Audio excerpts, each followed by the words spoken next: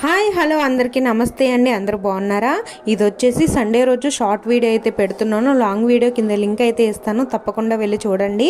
ఇక్కడ మా పప్పి పొద్దున్న లెగ్గానే నా చుట్టూరు తిరుగుతుందండి. దానికి పాలు పోసేదాకా ఊరుకోదనమాట. ఇక్కడ వచ్చేసి వేరుశెనగ గుళ్ళు అలా కొత్తిమీర కొంచెం వేసి లూజ్ చట్నీ అయితే చేశాను అనమాట.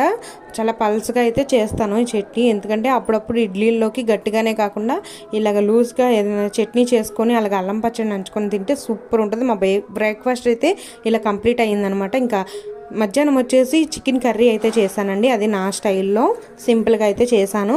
ఇంకా లాస్ట్లో కొత్తిమీర అయితే గార్నిష్ చేసేసి టేస్టీ చికెన్ కర్రీ అయితే రెడీ అయిపోయింది. అలాగే ఈవినింగ్ వచ్చేసి మంచూరియా అయితే చేశాను, స్వీట్ కార్న్ మంచూరియా.